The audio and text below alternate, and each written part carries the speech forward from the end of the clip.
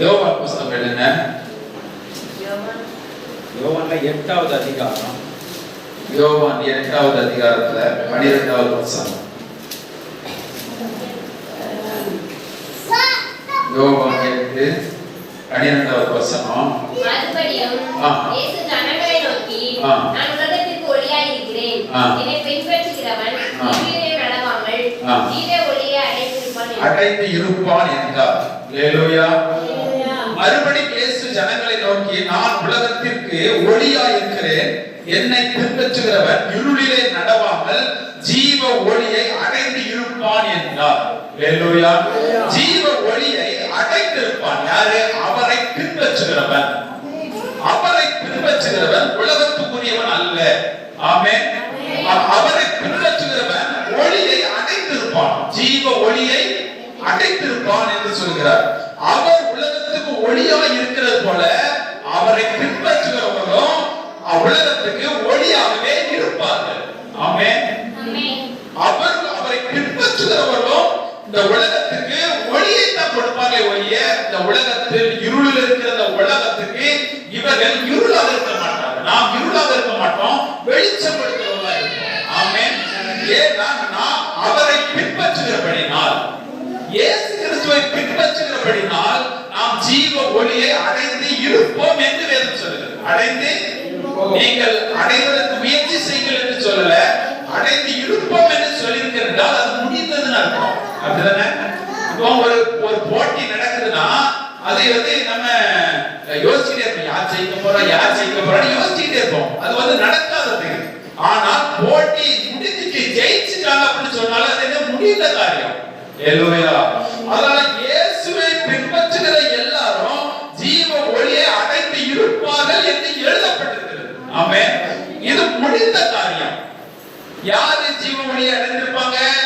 அவரை பின்பற்றுகிறவர்கள், இயேசு கிறிஸ்துவை பின்பற்றுகிறவர்கள். ஆமென். இயேசு கிறிஸ்துவை எப்படி பின்பற்ற முடியும்? அவருக்குள் அவருடைய வார்த்தையினால் மறுபடியும் பிறக்கப்பட்டவர்கள், அவருடைய ஆவியை பெற்றவர்கள், மறுபடியும் பிறந்தவர்கள், அவருடைய ஆவியினால் பெற்றப்பட்டிருக்கிறார்கள். அவர்களும் இயேசுவும் ஒன்றாகவே இருக்கிறார்கள். அவர்கள் ஜீவ ஒளியை அடைந்து இருக்கிறார்கள். ஆமென். நீங்கள் ஜீவ ஒளியை அடைந்திருக்கிறீர்கள். ஆமென். சொல்லுங்க. ஆமென். ஆமென். நீங்கள் அவருடைய வழியை பின்பற்றுகிறபடினால் உலகத்துல நீங்கள் வெளிச்சமாக இருக்கிறீர்கள். இந்த உலகம் இருள் சூழ்ந்திருக்கிறது, நீங்கள் வெளிச்சமாக இருக்கிறீர்கள். எப்படி இந்த ஒளி வந்தது அப்படின்னா, நீங்கள் யோவான் 1:1 அதிகாரத்தை பாருங்க.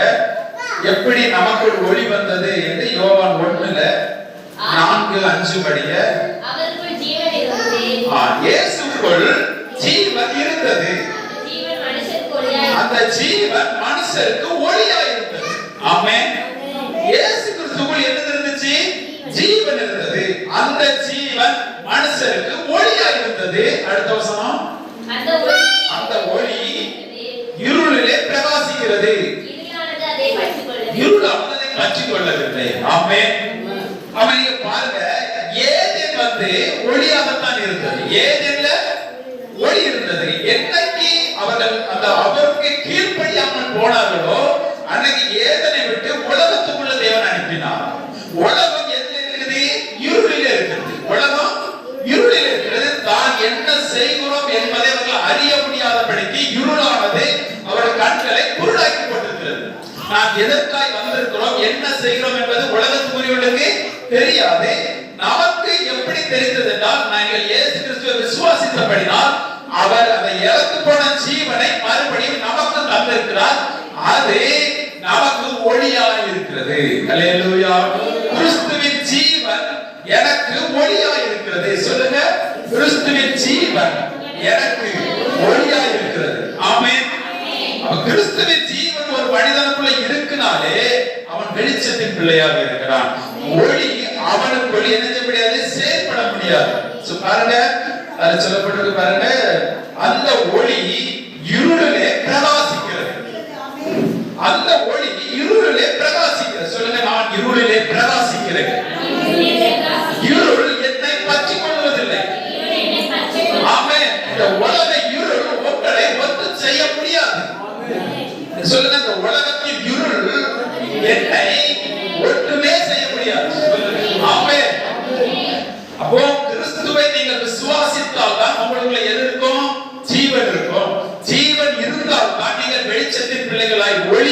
உங்களுக்குள் தரித்திருக்கும். ஒளி உங்களுக்குள் இருந்தால் தான் இருள் உங்களை பற்றிக் கொள்ள முடியாது. இருள் என்றால் பிரச்சனை, வியாதிகள், தரித்திரம், இந்த உலகத்தில் இருக்கிற சாபம். அந்த சாபம் எதுவும் உங்களுக்கு வர முடியாது. அல்லேலூயா. நல்ல கவனிங்க. இந்த உலகம்னா என்னன்னா, இந்த உலகம் எதுக்கு அடிமையாக்கப்பட்டிருக்கு? சாபத்துக்கு அடிமையாக்கப்பட்டிருக்கு. இந்த உலகம் சாபத்துக்குள்ள இருக்குது. அப்ப இந்த ஜீவனை நீங்க பெறாவிட்டால் நீங்களும் இருளாயிருப்பீர்கள். அப்ப அது எதுலதான் உட்பட்டிருப்போம்? சாபத்துக்கு உட்பட்டிருப்போம். அப்ப நீங்கள் இயேசு கிறிஸ்துவை நீங்க சொந்த ரட்சகராய் ஏற்றுக்கொண்டு அவர் எனக்கு என்ன ரத்தத்தால் கழுவிய பாவத்தெல்லாம் சுமந்து தீர்த்துனார் நீங்க இருதயத்தை விசுவாசித்து அவரை உங்கள் இருதயத்தை நீங்கள் ஏற்றுக்கொள்ளும் பொழுது உங்களுக்குள்ளே தேவன் ஜீவனை வைக்கிறார். அந்த ஜீவன் உங்களுக்கு ஒளியாக இருக்குது. அந்த ஒளி வந்ததுனால இந்த உலகம் எதுவும் உங்களை சேதப்படுத்த முடியாது. ஆமென். அந்த உலகத்துல இருக்க எதுவுமே உங்களை சேதப்படுத்த முடியாதுன்னு வசனம் எழுதப்பட்டிருக்கிறது. அல்லேலூயா. அப்போ நீங்க தினமும் நீங்க இதை சொல்லணும். எனக்குள்ள அந்த ஜீவன், கிறிஸ்துவின் ஜீவன் எனக்கு ஒளியா இருக்கிறது. இந்த உலகத்தின் இருள்கள் என்னை சேதப்படுத்த முடியாது. இந்த உலகத்தில் இருக்க சாபம் என்னை சேதப்படுத்த முடியாது என்பதை நீங்க தினமும் விசுவாசிக்கும் பொழுதுதான் அந்த ஆவி மண்டலத்தில் ஜீவன் உங்க சரீர மனிதனுக்குள் வர ஆரம்பிக்கிறது. உங்க சரீர மனிதன்ல இருந்த அந்த சாபங்கள் எல்லாம் நீங்க ஆரம்பிக்கிறது. அந்த சரீர மனிதனுக்குள்ள சாபம் என்ன செய்யுது? நீங்க ஆரம்பிக்கிறது. ஏன்னா அந்த சரீரம் உலகத்தில் இருந்தது, உலகத்திலிருந்து எடுக்கப்பட்டது, அது சாபத்துக்கு உட்பட்டிருந்துச்சு. ஏன் கீழ்ப்படியாம போன பொழுது அந்த சரீரம் மாம்சமாய் மாறிடுச்சு. அதுக்கு முன்னாடி அவர்கள் நிர்வாணமாக இருந்தாலும் அவர்களுக்கு அது தெரியல. ஏன்னா மகிமையினால் நிரப்பப்பட்டிருந்தார். அவர் ஏன்னா முன்னாடி அவர்களுக்குள்ள என்ன இருந்துச்சு? ஜீவன் இருந்தது. ஜீவன் இருந்ததுனால அவர்கள் மகிமையினால் அந்த ஜீவன் அவர்களை மூடி இருந்தது. அவர் கீழ்ப்படியாம போன அந்த ஜீவன் எடுக்கப்பட்டு அவன் மாம்ச மனிதனாய் மாறினான். மாம்ச மனிதனாய் மாறும் பொழுது அங்கே பாவம் உண்டாக்கப்படுகிறது.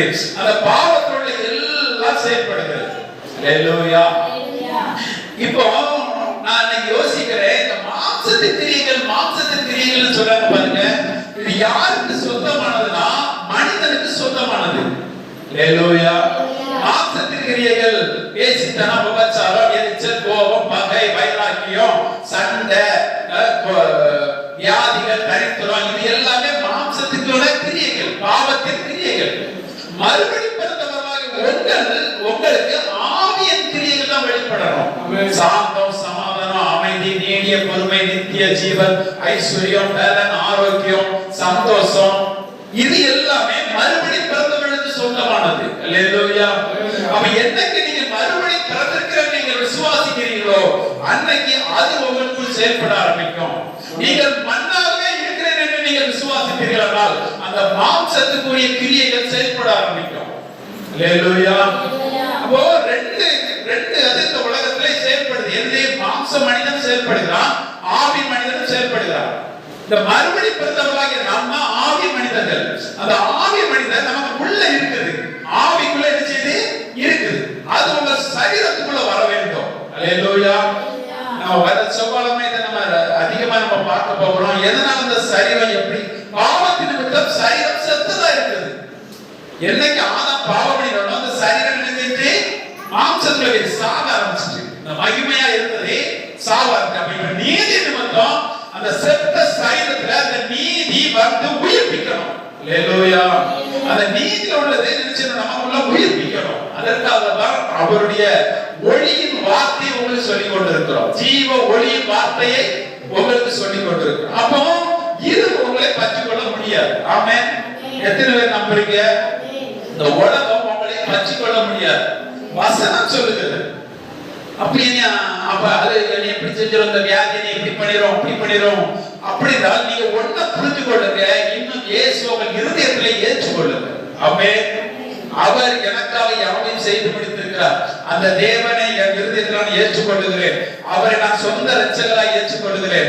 அவர் என்னை தேடுகிறவர்கள் கண்டடைவார்கள் சொல்லியிருக்கிறார். அவர் என்னிடத்துல வந்தார் நான் புறப்பேன் தள்ளுவது என்று சொல்லியிருக்கிறார். அவர் சொல்லுகிறார், நான் ஒரு கதவை தட்டுகிறேன், அவன் திறந்தால் நான் அவனுக்குள் வாசம் பண்ணுவேன் என்று அவர் சொல்லியிருக்கிறார். அவனை வாசம் பண்ணும் பொழுது அவன் உள்ளும் புறப்பும் நல்ல மேய்ச்சலை கண்டடைவான் என்று வேதம் சொல்கிறது. அல்லேலூயா. நீங்கள் அவர் உங்களுக்கு இப்ப பேசிக்கிட்டு இருக்கிறார். அவர் உங்கள் கதவை தட்டி கொண்டிருக்கிறார். நீங்கள் இதுவரை ஏற்றுக்கொள்ளாதவர்கள், இயேசுவே நீர் எனக்குள் வாரும், எனக்குள் தங்கிரும், என்னை விட்டு விலக மாட்டேன்னு சொல்லி இருக்கிறேன். நான் திறக்கிறேன், எனக்குள்ள வந்து வாசம் பண்ணும், நான் உள்ளும் புறமும் நல்ல மேய்ச்சலை கண்டடைவேன் என்று நீங்க வந்தா நான் உள்ளும் புறமும் நல்ல மேய்ச்சலை கண்டடைவேன் என்று நீங்க சொல்லி இருக்கிறீங்க. எனக்குள் வாருங்கள் என்று நீங்கள் அழைப்பு கொடுங்கள். ஆமென். எனக்குள் வாருங்கள் என்று நீங்கள் விசுவாசியுங்கள். நீங்கள் அவரை உங்கள் இருதயத்தில் அவரை வரவேற்றுங்கள். அவர் வந்து உங்களுக்குள் கிரியைகளை நடப்பிப்பார். ஹalleluya. ஆமென். அப்போ அவருடைய ஜீவன் நமக்கு ஒளியா இருக்கு. ஆமென். என்னைக்கு உங்களுக்கு ஜீவன் வந்துச்சு? இந்த வார்த்தைக்கு நீங்கள் கீழ்ப்படிகிறதுனால. ஹalleluya. ஆதாம் கீழ்ப்படியாம போனானா ஜீவன் எடுக்கப்பட்டாயிற்று. அவனுக்குள்ள இருள் வந்துட்டு அவன் சரீரத்தை பாவத்தினால செத்து போயிட்டு வியாதிகள் எல்லாம் வர ஆரம்பிச்சு. இப்போ இயேசு எல்லாவற்றுக்கும் கீழ்ப்படிந்து அவர் சொன்னார், எனக்கு கீழ்ப்படிகிறவர்களுக்கு இந்த ஜீவனை இலவசமா நமக்கு தரார். இப்ப அவர் எல்லாத்துக்கும் கீழ்ப்படிந்ததுனால இப்ப அவர் எனக்காக தான் எல்லாத்தையும் கீழ்ப்படிந்தார் நீங்க விசுவாசிக்கிறபடினால் இந்த ஜீவன் உங்களுக்கு இலவசம். ஹalleluya. எதனால இலவசம்? எனக்காக தான் இயேசு இந்த பூமியில வந்து எல்லாத்தையும் செய்தாரு அப்படின்னு நீங்க இருதயத்துல விசுவாசிக்கிறபடினால அந்த இறந்து போன ஜீவனை உங்களுக்கு இலவசமா தரார். ஹalleluya. இதுதான் சத்தியம், இதுதான் சுவிசேஷம். இந்த சுவிசேஷத்தை நீங்கள் ஏற்றுக்கொள்ளும் பொழுது உங்களுக்குள் ஜீவன் இருக்கிறது, அது ஒளியா இருக்கிறது. அந்த ஒளி இருள் எப்பேனும் அந்த ஒளியை என்ன முடியாது, சேதப்படுத்தவே முடியாது. ஹalleluya. அப்ப நீங்க ஒளியா இருக்கிறீங்களா? நீங்க ஒளி உங்களை சேதப்படுத்தவே முடியாது. அப்ப ஏதாவது உங்களுக்குள் வருகிறதுனால் நீங்கள் அறிக்கையிடுங்கள், நான் ஒளியின் பிள்ளையாக இருக்கிறேன், நான் இந்த உலகத்துக்கு ஒளியாக இருக்கேன். இருள்கள் என்னை பற்றிக் கொள்ள முடியாது, இருள்கள் என்னை சேதப்படுத்த முடியாது, இந்த உலகத்தில் இருக்க எந்த சாபங்களும் என்னை சேதப்படுத்த முடியாது. ஹalleluya. இதை நீங்க விசுவாசிக்கணும். ஆமென். சரி, நீங்க 3:21 படிங்க.